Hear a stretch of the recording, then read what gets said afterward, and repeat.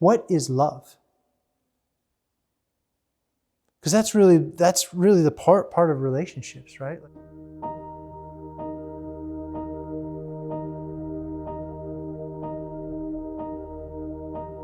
To me, the best definition that I've come up with, what is love? It's asked in a question. How do I love you? How do I love you?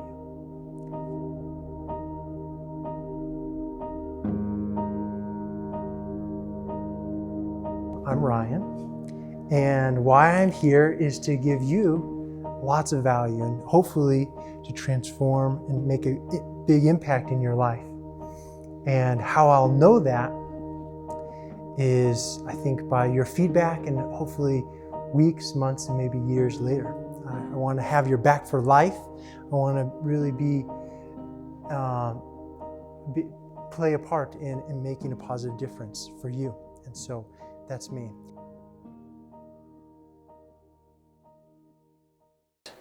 I want this to be a night of transformation.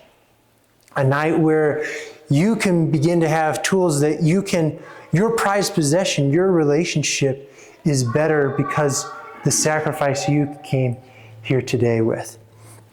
But let me ask a question. Do you want me to tell you what you want to hear or what you need to hear? Need. Tell me what I need to hear. Well, I am here to tell you what you need to hear. I am here to really make an impact. I brought this statue that I'm proud of. I did this in high school here and made of bronze. And I was able to do some oil painting, and there's a picture that's 4 feet by 3 feet, a picture of Christ in my parents' house, and I'm very proud of that ability that I have in art. But my art teacher, she wasn't always nice. I remember my very first project, I was doing, and I got some compliments from my friends. Oh, you're doing a really good job, Ryan. But she came back, she's like, you need to have more contrast. I don't even know what that word means. And then let alone, what is she talking about? So it needs more contrast. What do you mean? It needs to be darker, more shades. And I'm like, it's good, it's good. Then the third time she came, she took the pen or my pencil out of my hand, and she sat down and she got right on my lap, just like, maybe not just like this, but she started taking my picture, and here. There you go. Thanks, Will. But she got down and she colored and she contrasted, and it was like a dagger in my heart, like all my art was doing it. She might as well just thrown my picture on the ground. That's what it felt like. And I was like, I don't like her. But I was like a high school kid, and so again, I didn't think about leaving class or something like that. But 3 months later or something, I looked at it again, and I was like, she was right. And every Friday we would take our art and we would put it up like this, and everyone would say, what do you think? And it was a time of feedback. And I think that was the beginning of my time when I learned the value of feedback, what you need to hear. And later, as a marriage and family therapist, my dean of the department, I had a final project, and I needed to pass, with flying colors. I needed to get an A, or I couldn't graduate. And most people, they got an A on their first time, but my dean flunked me on my first attempt. And this was scary because our school was shutting down. And so if I didn't pass, I wouldn't graduate, and I'd have to apply for another school, and hopefully some of my credits would transfer over, but that was the unknown. I did not want to do that.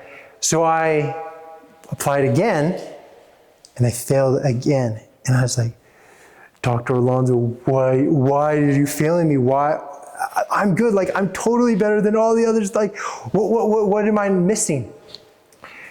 Well, I had 20 minutes for my clinical demonstration to just demonstrate the abstract, how do you do good therapy?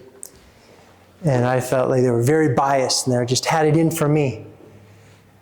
But I knew I had to like hit a home run or I was not going to pass and I'd have to like apply for another school. And based on my past experience, I might like not be a marriage family therapist at all if I like didn't pass. So like my life was like hanging on like passing this.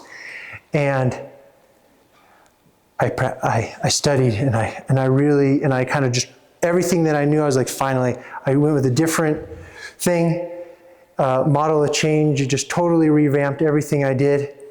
But at the end, in the 20 minutes that I had, I got a standing ovation. And that was like one of the most proudest moments of my life because I had raised the standard not only for the school, but like for myself and like what was possible. And I wouldn't have done that if I would have passed the first time. And it was because I was told what I need to hear and not what I wanted to hear. That I wanted to hear I was a great therapist, but he told me there's a big gap between where you are at. And so I hope that tonight, and what I'm really asking right now and what I'm saying, that this is the message, is that you play full out here. You know, there's an intimate group. There's some family members here on this side, but you know, we may never see each other again. Or maybe we will. But I think it's important that we play full out. And I'm wanting this to be a time where we try something new that we've never done before. And if you're uncomfortable, that's a good sign because that means you are learning something. So let's just I want you to just take your hands out like this and put your hands together and clasp them like this. Now, take the thumb and switch it over. And then switch each finger, your index, your middle finger, your ring finger, and then your pinky. Does it feel any different? That's your normal way of doing things. Or have you ever put your belt on the opposite way than you normally do it? It always feels awkward for me. And tonight, when you're brushing your teeth, use your opposite hand. For me, if I use my left hand, it's always awkward. But feeling awkward isn't a bad thing. It means that you're growing and you're doing something different. And relationships, we always kind of like you got to pick the right person. If you pick the right person, then it's a match made in heaven, star-crossed lovers. But what makes my blood boil is when there's a thought that I have a bad relationship and therefore that's how it is and it's their fault. If they would change, then my life would get better. But the thing is a relationship, just like art, counseling, like anything, like is a learnable skill. It's a skill, a relationship skill. And so it makes me mad that there's not more of this. This isn't a thing like, why don't we have like the Vasa and like marriage things like right by each other? You know, like how often do people go to the gym to work their bodies, but how often do they go to work on their relationship and emotional muscles? And I believe a lot of unhappiness is due to a lack of relationship skills. There's a lot of great people. I haven't really met any bad people. It's just, but why do people argue? Why do people hate others? Why is there so much turmoil? And I believe that the reason is because they lack relationship skills. I want to share a story of my mother-in-law. She gave me permission to share this, but she called from Korea this week in tears, and I could kind of hear it over the phone. It was in Korean, so I probably wouldn't have understood it anyway, but I could tell the process, and she was sad and she was lonely. And I knew that primarily also because that's usually the topic of conversation when she calls GA.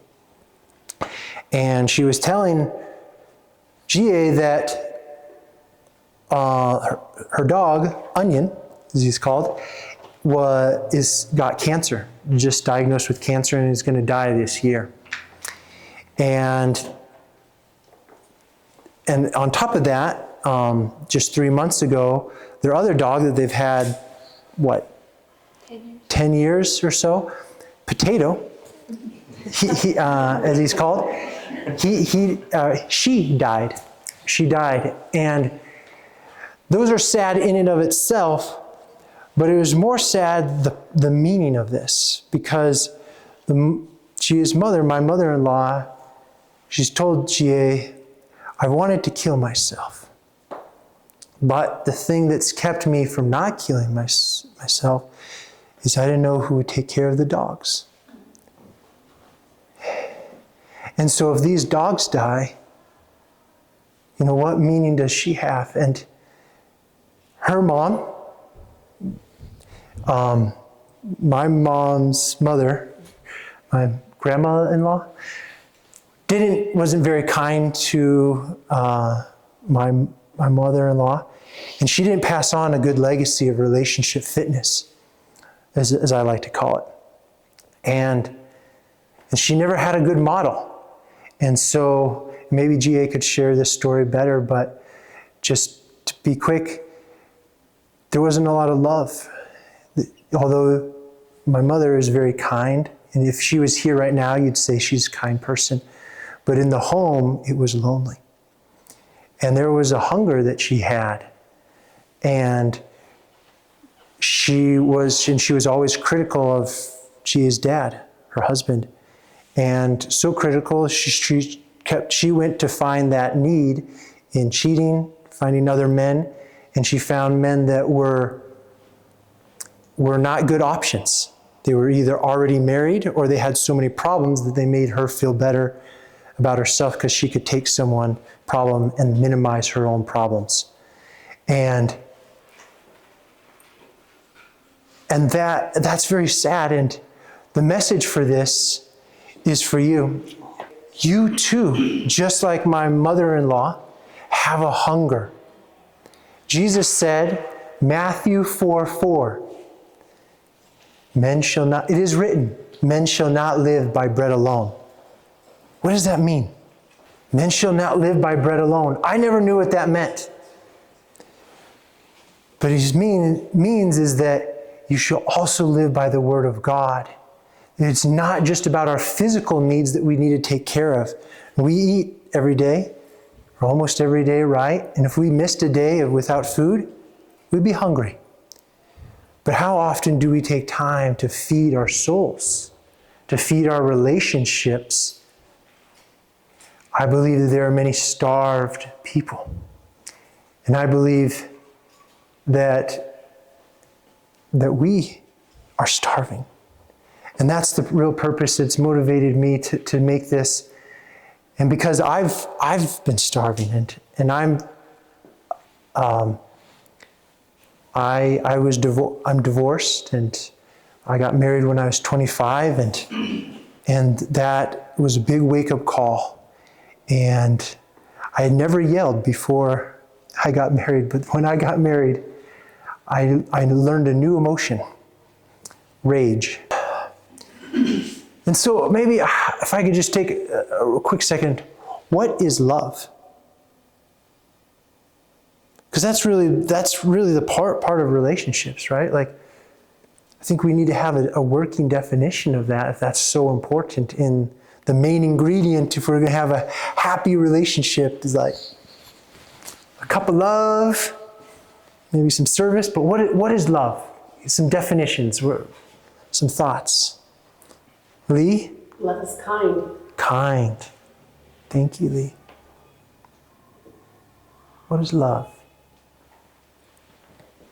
I think love is seeing somebody at their absolute worst and understanding and loving them regardless of the flaws that they have. Still accepting them, even though maybe they are unlovable. Not accepting the negative behavior, but accepting that, like, they're not perfect, they have weaknesses, and that they're trying. I think you're speaking to the unconditional aspect of love. Zen? Love is being humble, forgetting about yourself, being selfless, not to think of what you want, but what you think you can give and what they probably need to have, or what they would want to feel. I love that. Really thinking of the others and not from your own. Imagine a little girl. She's been desperately wanting a puppy. And she's begging her parents, please, can I have a puppy? Please, please, I want a puppy, I want a puppy. And finally, her parents, they get her a puppy for Christmas. And she opens the puppy and it comes kind of clunking, you know, half fur, half puppy. and she takes this puppy and she loves the puppy so much. She's squeezing it. Oh, I love you, love you, love you, love you, love you. And she's stroking it. Oh, I love you, love you, love you. And she's hugging, and as she's hugging and loving the puppy's kind of is moving and scratching, and she's thinking, oh, it's trying to give me a hug back. Oh, isn't that sweet? She squeezes all the tighter, just trying to show all the love that she has for her puppy, and it dies. She suffocated the puppy. Was she loving the puppy? Yeah. From her perspective, she was trying to love. Would you say that, Amanda? Mm-hmm. Yeah, she there wasn't any malintent, right? But from the perspective of the puppy, what did it feel like? Did it feel like love for the puppy? No. What did it feel like? Suffocation. Suffocation. You might be more guilty than you like to realize. That your love, and this is human nature, we love the way we want to be loved, but that isn't necessarily the case for our spouse. And what we think is kind and benevolent and righteous, can't you see, oh, how awesome I am, I bring the money home, I'm taking care of the kids, and I don't know, put hairspray in my hair. I don't know. I wouldn't know. But, I think that there's a real point is that are we really thinking about the other? And I think that, to me, the best definition that I've come up with, what is love? It's asking a question. How do I love you? How do I love you? And so with that, I believe that what Jordan and Maddie are going to teach you now is this secret, so that you can truly love. And I believe that this will take your relationship to the next level, and so that even if you're loving your spouse so much, but maybe from their perspective, you're suffocating and killing them, this changes it around. That when you step on their toes and they're like, ow! And they're like ready to attack, you don't attack back, but you have the ability to be like a ninja and redirect that energy, or maybe kung fu. And when they're ready to take a blow at you, you're able to like, ooh, let's dance. Mm-hmm. And so,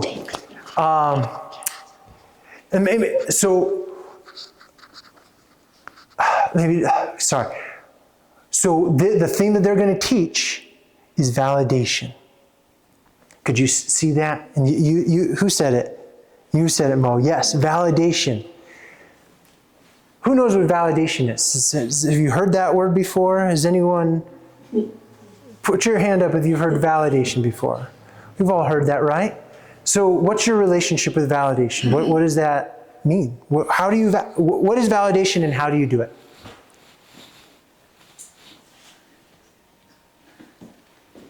I know.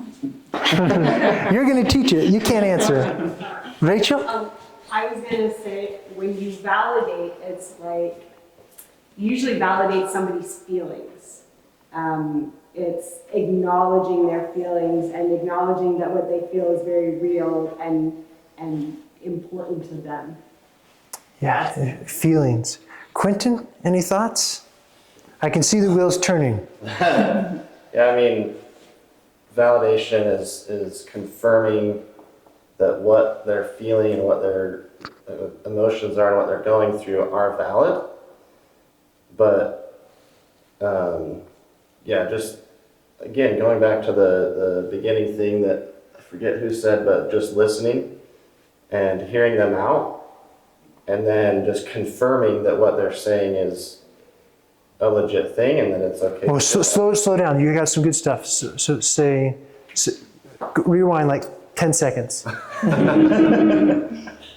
Just listen, Listening, and then confirmation, confirmation, and providing maybe reassurance. assurance. Good. I like that. That's really good. Thank you, Quinn. Glad I asked. I like it. Will you teach the next one? Is he good at this, Amanda? Yeah. And maybe because you volunteered. Thank you, Amanda. I didn't volunteer. How do you know when Quentin has validated you?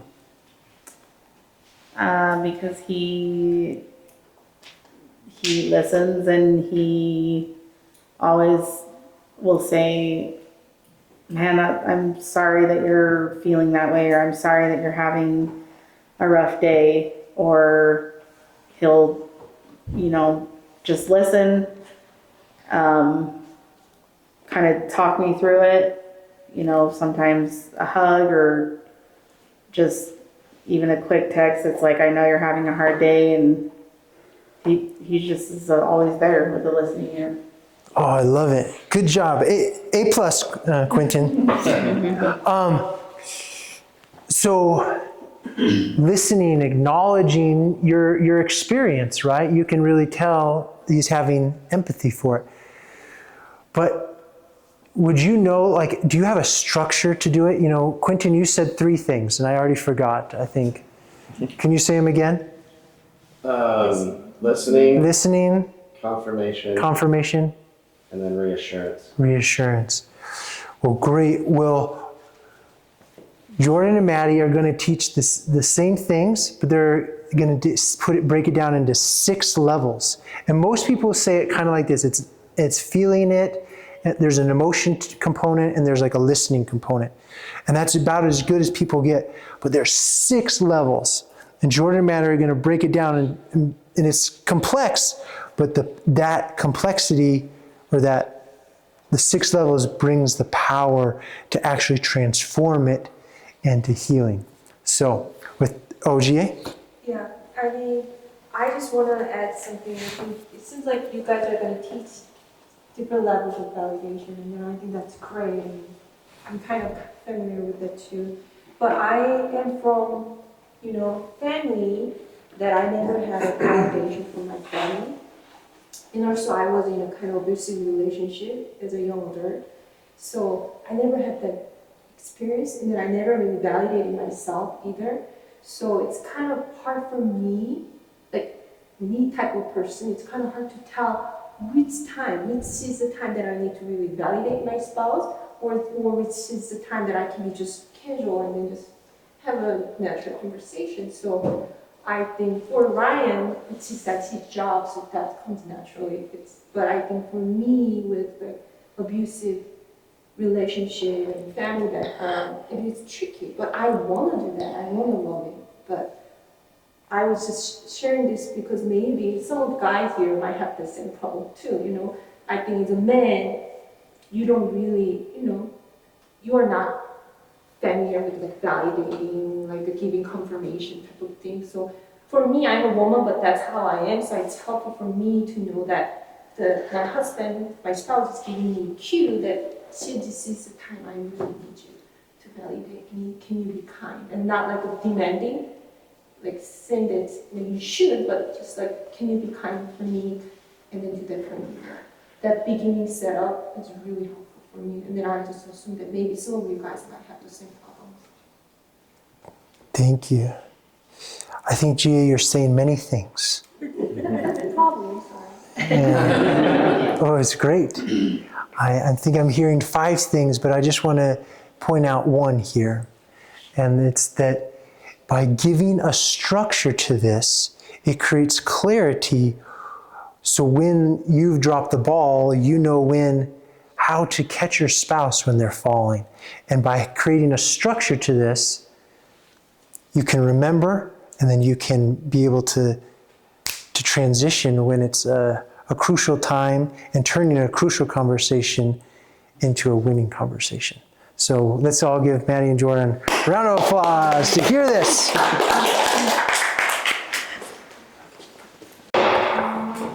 So what we're going to share is something that's unique to Ryan's therapy. It's his secret sauce, if you will. And it has literally transformed the way that Maddie and I live our day-to-day lives as far as communication with ourselves, with each other, and with other people. And so all of you will get this handout at the end, but we're going to break it down right now so that you don't have distractions. And Yeah, let's pass it out if we're going to read it. Okay. Yeah, I just didn't want to do it before. But this is take it the. down, pass it around. Kyle, while you were gone, became a professional dancer.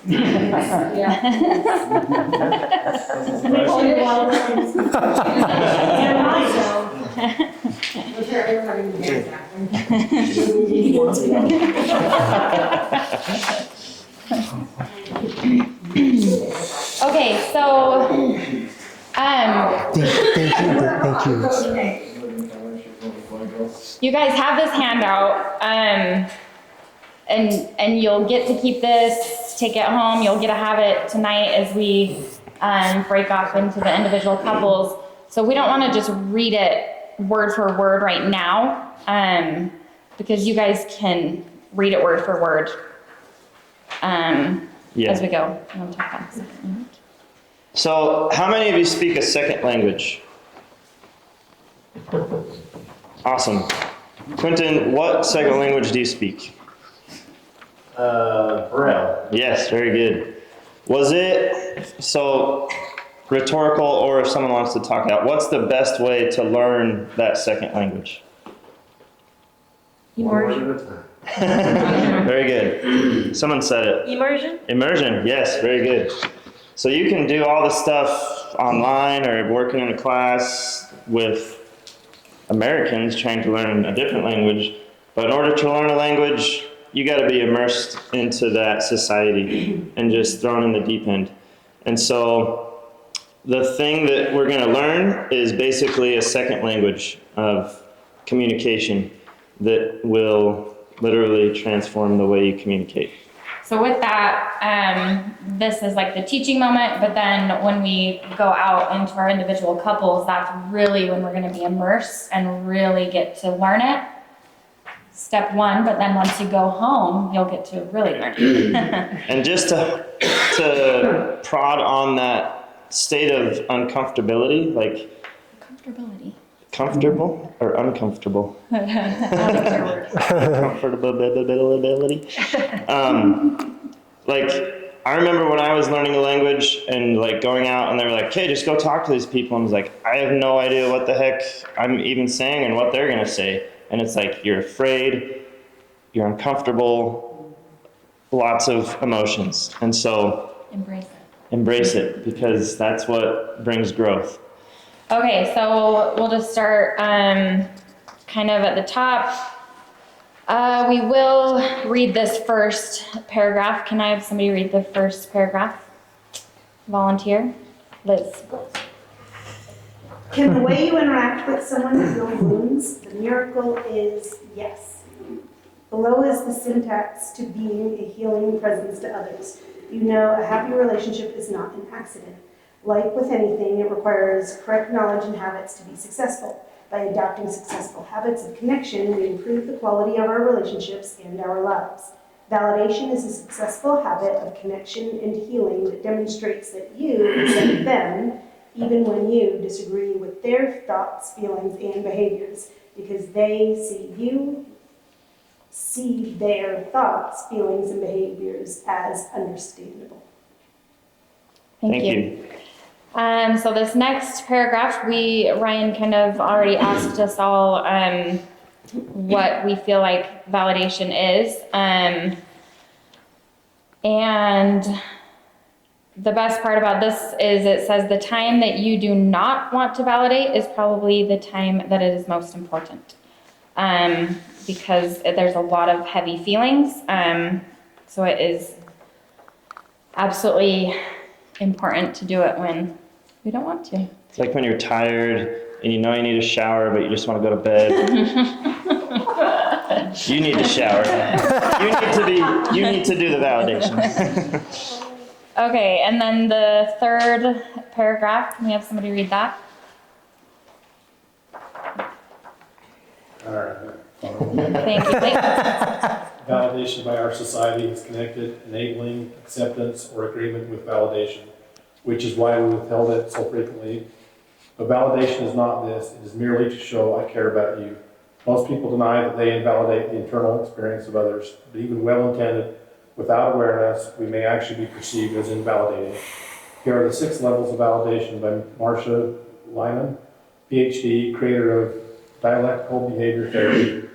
In order to be a good validator, i.e. a healing presence, we want to believe the axiom, nobody's crazy.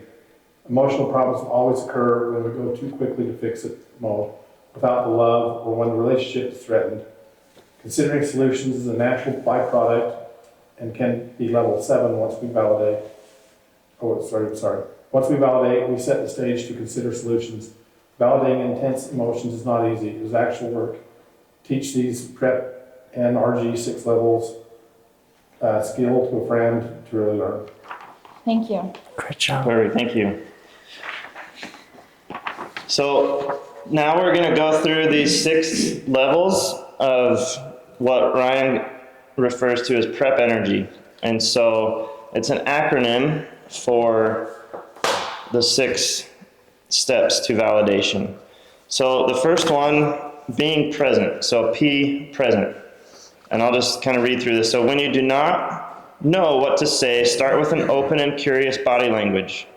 So oftentimes in the conversation, like when maybe there's high stress or tension is high and you don't know how to break the ice to get the question or to get the conversation going, it's good to have that open, instead of like having your arms folded and like being kind of angry. Like on your phone. Or on your phone, yeah, so just be open and like, because the way we hold our bodies, our physiology has such a huge effect on how the communication is accepted and given, so.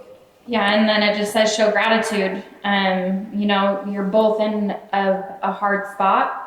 And just be grateful that both of you are there willing to have this critical conversation. And then the R is reflection.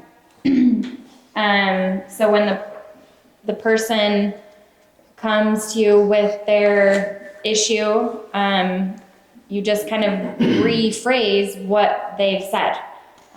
So you're summarizing, reflecting upon what they have just told you to make sure that you're on the same page. And oftentimes it's saying exactly what they just said, just so that they know that you heard them. So if Maddie comes to me and says, Jordan, the freaking couch is blue. And I say, thank you, Maddie. What I'm hearing you say is the freaking couch is blue. All right, so E is emotion. Connect with the universal attachment language. So in that moment, after you've summarized, you can see what emotion they have. So if they're angry, if they're sad, if they're upset, you can say, I recognize that you're feeling sad. And just validate the emotion that they have. And sometimes they might even say that, like, I'm really mad that you didn't do the dishes. So you want to rephrase that and say, okay, so I hear you saying that you're mad. And I mean, sometimes maybe that's not the issue, and the other person will be able to clarify that. So, I mean, if that was the case, I might be like, well, no, I'm not really mad. I'm more sad. My feelings are hurt. And then P is for picture. This is where you connect with what they're saying and try to, let's see. Yeah, so you're want to help me out here. Yeah, so basically you're just saying, understanding how they're feeling in the situation. So like you can base it off of maybe they're afraid of a past experience that like caused them pain. So a past pain, or you can recognize that they're afraid of something in the future. So a past pain or a future fear. And then N is for normalize. And this one is really where you want to try to get the connection going between you and your partner, and just the N, meaning normalize, you try to really think about something in your life that you've gone through that you can relate with what they're trying to tell you. So just something as simple as, I am mad when you don't do the dishes. It could be more of a feeling of, like maybe you don't feel love from your partner because they've completely not listened to you or when you asked them to do something. So you want to truly get in your partner's shoes, see it how they're seeing it. Yeah, and it's not a time where you try to like one-up them by being like, yeah, I totally understand, because like one time my boss was a complete jerk to me and like it was way harder than what you're going through, so like I understand. Yeah. Okay, and then the R. That's not what you do. What you're supposed to do is something just to relate. Yeah. And I think the timing is important when you do that. Yes. Yeah. Thank you. And then the R, so number 6 is R and the G. Radical genius. Genuineness, genius, yeah. So, Yeah. yeah, just empathy and emotionally seeing the world from their eyes. So like trying to put yourself in their shoes. And then also asking like, is there anything else? Because like you'll get through these steps, they'll explain something to you, like, and there may be something else inside of them that they didn't even know that was like a bigger underlying issue that's causing them to have the original feelings. And so by asking them, is there anything else? Or like, did we miss something? Because, for example, when Maddie and I were working through this once with Ryan could see in Maddie by her body language that there was something else that was digging inside of her. And he was like, Jordan, you Well, I gotta... said no. So Jordan was like, Maddie, is there anything else? And I was like, no. But Yeah. like my body language, I was like very tense, and I was like, no. Yeah. Nope. There's not anything else. And so, What you are saying and what you are saying were two different things. yeah. So being present in the conversation is like so important, because if you're not picking up on their physical cues, you're going to miss an opportunity to even strengthen your relationship more. So, any questions? Concerns? It might feel like a lot right now. I remember hearing it for the first time, and I didn't get it again. Just think of learning a second language. It's a lot right now, but once you start to do it, right now, me and Jordan are gonna practice this in front of you guys. Very raw. We have not discussed this beforehand. My heart rate's going up. And we just want you guys to kind of see how it works with Ryan. And again, like we do our therapy virtual, just over a video call. But Ryan is able to be there with us and essentially like sit on our shoulders and coach us through it. And again, Ryan doesn't know what I'm about to bring up or what Jordan's about to say or do. So. And neither do I. So, but this is the first time I really can be like your shoulder angel. Can I be here as well? Absolutely. Can you please. guys maybe move the chair in? And the reason why we're doing this is so that you see, this is the teaching model. I teach, I do, you do. Like that. And so the reason why we're doing this is in just a minute, you guys are going to be paired off with your spouse, and you're going to be, one's going to validate and someone else is going to be sharing the thoughts and the feelings of your heart. And I would say lightweight is what do I do that makes you feel close to me? Because Jordan right now is going to validate, so he might say this. I don't know what he's going to say, but I may be giving you a prompt, Mark. Or you could say, how have I hurt you? That's the heavyweight, and that's, go right to the deep, part of the issue, because it doesn't get any worse than that, right? So with that, I feel a little bit close in here. Don't you want to be this close to us?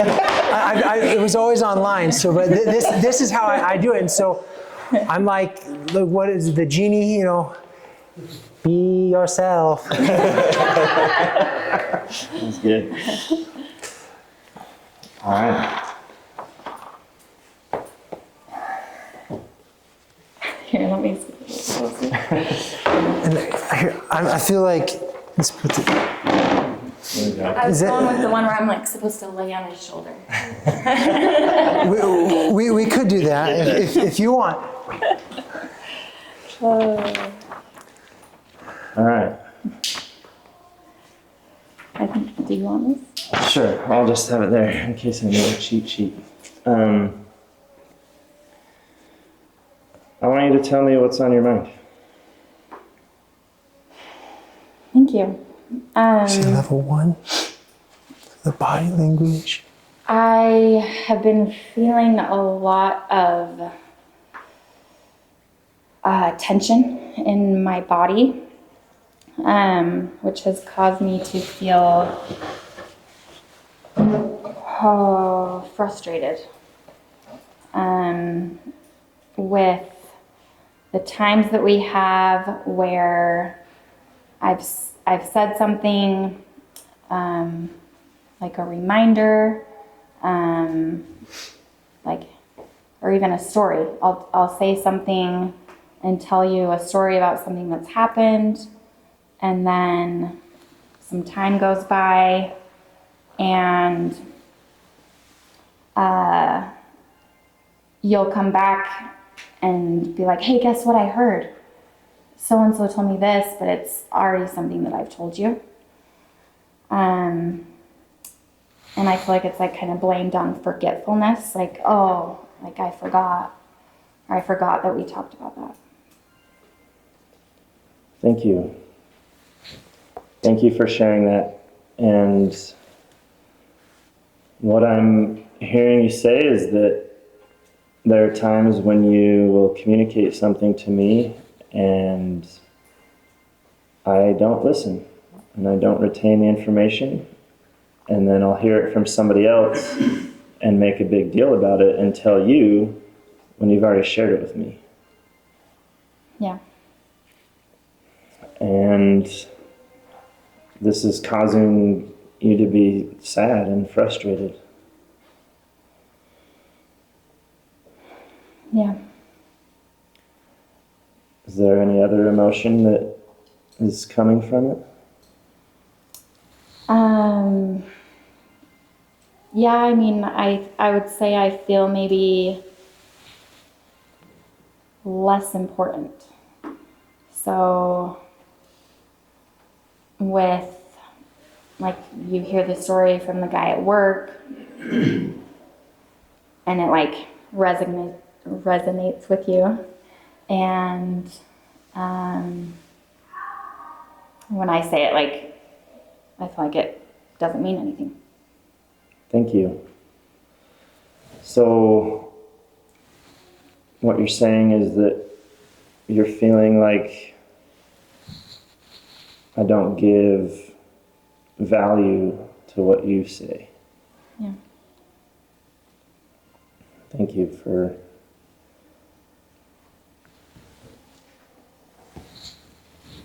telling me this. I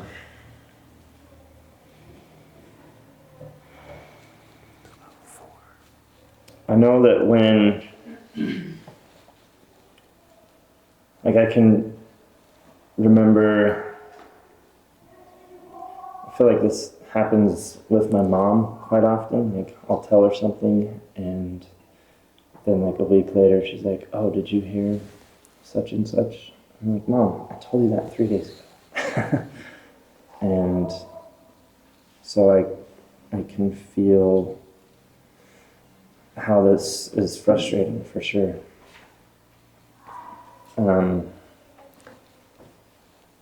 What's level 4?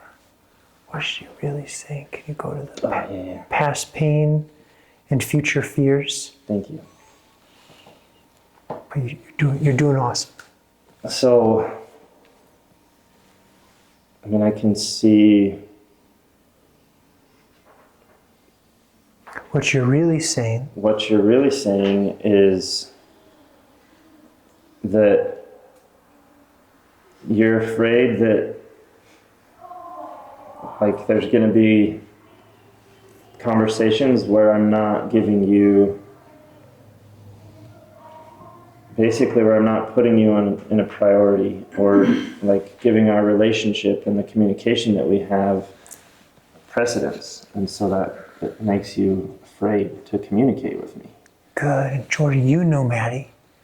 What's the past pain about being insignificant? Can you speak to that? So, I mean, for sure,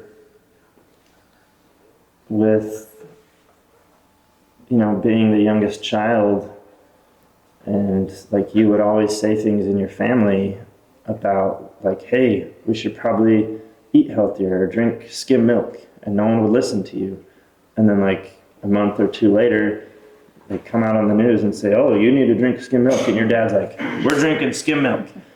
And so I can see where, you know, those past experiences are causing you to have a fear for our communication. Yeah, for sure. Thank you. And just say it like it is. When I neglect you, it triggers these past times as a child. Yeah, so Really when connect the dots. when I'm not listening to you and giving our communication and conversations like validation, when I'm not retaining that information, it just causes that pain to come back. Yeah. Because as a child, you never felt significant. You've never felt like your voice mattered. And so now in our relationship, that's making you feel like you don't matter and that your presence in our relationship is not significant. Good, good. And future fears. If this continues, why is that a problem? And so, yeah, I can see where in the future, if I continue to not give our communication like the number one priority, then it's just going to put a wedge between us, and it may, I mean, that's, if I'm understanding, that's your fear, is just that it will create a void and a gap between us to where we're not going to, like, you're not going to communicate with me. And so then we won't have open conversations and communication. Yeah. Thank you. Enough. And so kind of going back to what I was saying earlier, just like, and I mean, I can relate at work, like I'll tell somebody like, okay, we got to do this. And then somebody else comes in and is like, oh, hey, we got to do this. And they're like, oh yeah, did you hear that? Andrew said we got to do this. And I'm like, dude, I just told you we have to do that. And so, and they're not listening. I can understand how you feel listening. No, don't just say it. Say it. How do you feel when you say something and just like your words like don't even matter. Communicate it even stronger than what she's calm right now. But if this really continues, like we're on stage right now, so it's a little bit hard to get in the moment, but you set that up. Like, and yeah, so go into that place feeling passed over. You're just a little crumb that people can step on. How does that feel? Share that in that emotion. Give her the permission to feel what she really feels. Because right now she's all cerebral. Take it here. I mean, it's extremely frustrating when stuff like that happens. Like, you know. No, do it again. Let her feel it. It freaking sucks when you're trying to tell somebody something and they don't listen to you. And so I can just understand better now that you're telling me that that's what you're afraid of, is that feeling of being insignificant and like just feeling like a Pelushi floating on the floor, a dust bunny that has no significance. And it's like, I'm really understanding how if I don't listen, then you just feel that way. And I know exactly how that is with the communication I have with people, and it is really extremely frustrating. And it makes me want to say a lot of bad words.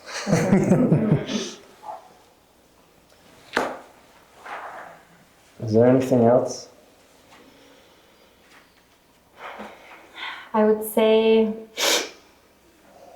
that it's deeper than that. So it's more like sadness. What I'm hearing you say is like, this freaking sucks. Where I feel like that's kind of like here. Whereas I feel like really like my feelings are hurt. Really neglected, pushed aside. Thank you very much. So what I'm hearing you say is that it's more than just being frustrated. It's like tearing your heart out, and it's really causing a pain that's not just like a frustration, like you want to say bad words, but it's like it's breaking your heart and causing you to want to like recoil and not open up. Yeah, thank you. Thank you. And speak why. Why? Why does it break her heart? It's not just a frustration. What do you know about Maddie and what she thinks about relationships? Can you articulate that better than she did? Yeah. And so from like the way that I understand how you work, it's not just something that is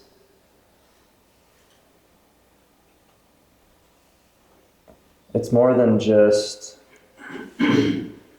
wanting for me to hear you. It's you truly wanting us to have that connection. It's like in the movie Avatar when they put their tail to the tree and like they're connected and like like that's the relationship. Like all jokes aside, like really that's just an image of where like how powerful and how meaningful our communication is. And it's not just the surface, like, you know, you talk to your sister every day and you have all these conversations, but like between you and me, like I know that you care about me and love me so much, and it breaks your heart when we do have discussions and I don't give value to those and remember it. Speak to what does it symbolize? Just like we saw with the inside out, like what do relationships mean to her? Like when it's not just that, it symbolizes something deeper. What is that?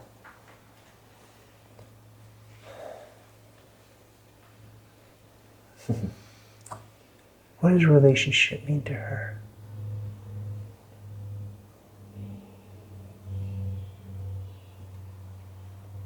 I would say that, like that's your whole life is relationships. And like we've talked about it in the past with like this specifically, like experiences that we have together as a family and me not remembering them. You're like, Jordan, like that's what this life is about, is remembering those things. And like that's the purpose of why we're here, is to create these experiences as a family and to remember them. And like that's truly the thing that means the most to you, is the relationships that you have with me and with our kids and everything. And it's a huge deal. And thank you for explaining and helping me understand that. Is there anything more you want to say? No, thank you. Sounds good. Great job. Give him a hand. Thank you. That was wonderful. Did they do a good job? Were you able to see the structure of that better than just an idea on the paper was hard to get that. But now you got to see like what it meant in action. It was a whole nother experience. What did you guys see though? And then I want to ask what that experience like was for you. First, Maddie, what was that experience like for you? Did you feel validated? Did you feel heard and seen? Yes. Let me turn my chair.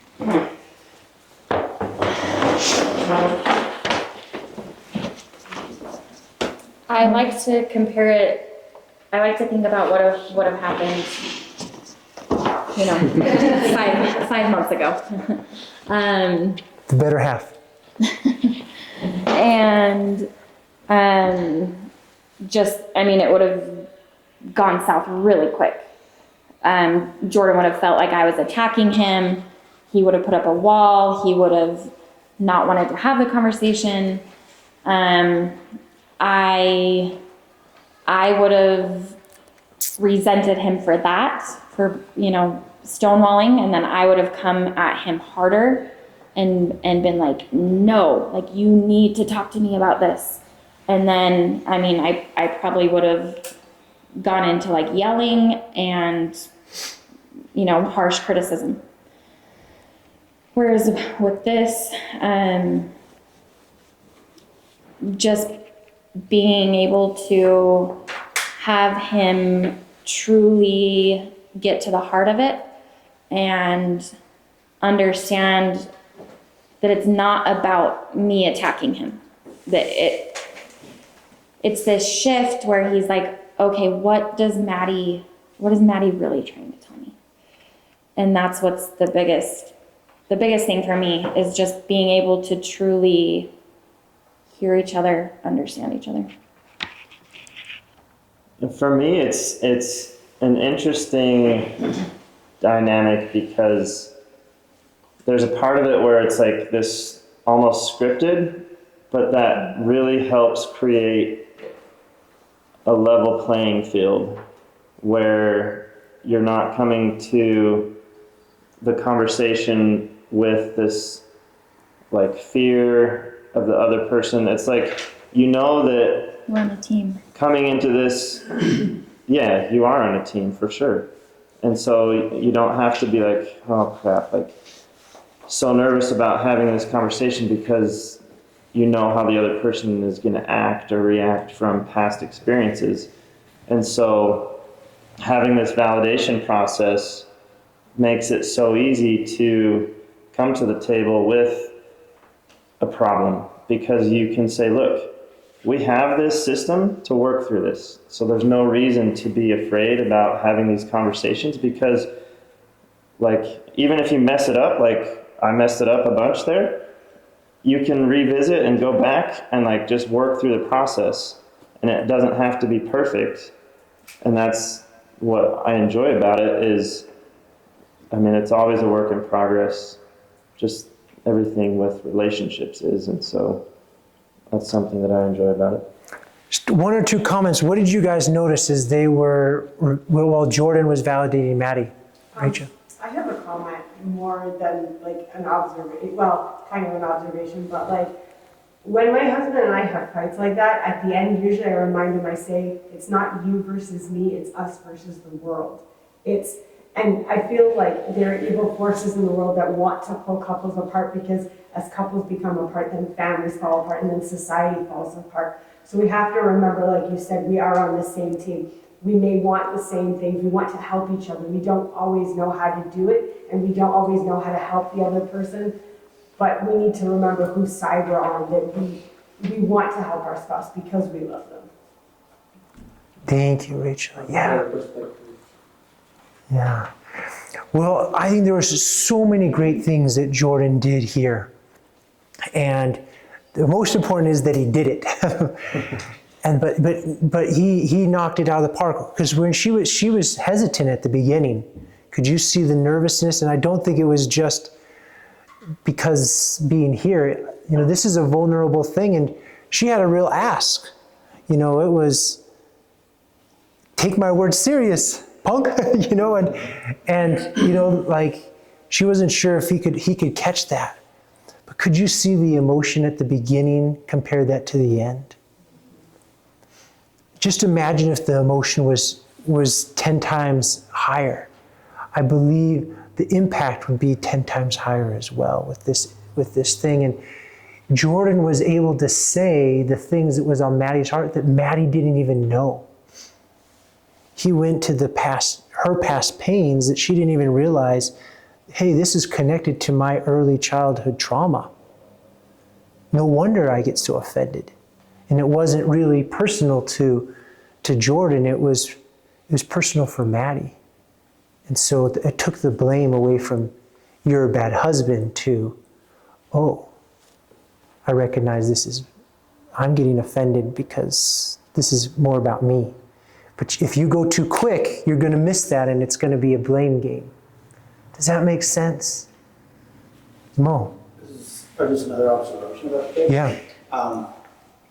Watching you guys and having done it too, it's a lot of work, right? Like, it's not easy, but just like, it's worth it though, right? Like, anything that's worth having is worth working for. Yeah. Sure. Yes. It was work, and I just appreciate Jordan and Maddie like allowing me to push you and hear the words that you may not even be hearing. And that's that relationship fitness that most of us are blind. This is a new language, Braille or check. This is a new language, but if you miss this, you're going to be stepping on and you're going to be suffocating your spouse, and you don't even know it.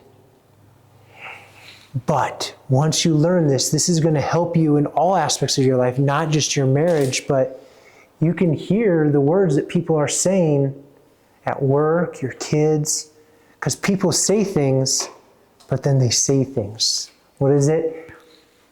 What you do speaks so loud, I can't hear a word you say. So with that, unless there's any questions, I want everyone to break up as a couple right now, and we're going to do it. And just because I'm like this, men, husbands, you're validating. You're at the pitcher's mound, and your wife, I want you to talk about something vulnerable for you. And you can, the more vulnerable, probably the more money's worth you're going to get. And I'm going to be going around and helping, trying to help out as much as I can. And I'm going to ask Mo and Demery and Jordan and Maddie to also be going around as well and giving, helping this process. And the only ask, wives, don't hold back, you know, as long as it's real, you know, and I think, and please, I hope that this is a safe place that we can be real with each other. And as you do that, husbands, I want you to be able to hear and articulate what's on your wife's heart even better than they say. So if you're feeling nervous, you're in a good place. You're uncomfortable, and that means you're learning, and you're really gonna get your money's worth out of tonight. So with that, I want you to put your chairs together and let's go at it.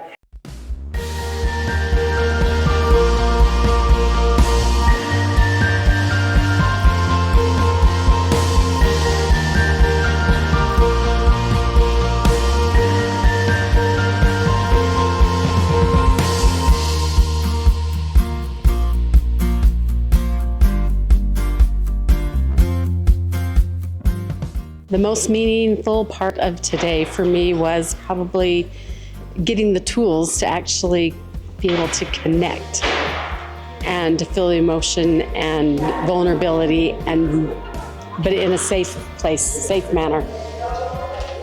The information was concise, the information was straightforward. I understood the exercises. I felt it was very worth it. I really feel that learning how to validate is a skill that everybody should know how to do. Everybody can use it on anyone, and I feel like what Ryan taught us today was invaluable for me. How you would do the validation, and we still have a lot more years to come as a married couple, so we will still looking forward for a lot of trials, tribulations between the two of us. So that those principles would help us along the way to better make ourselves better husband and wife, mother and father. So we had fun being here tonight. I enjoyed the things that he shared, his professionalism. So I am impressed. I would recommend Ryan not just to those who are having trouble with their marriage, but for those who are like us who would like to think that we have overcome things. He's not just a counselor, or he's also a good, genuine person. He puts what he learned into practice. He's just truly a genuine person. So and we need a lot of people like him in our lives.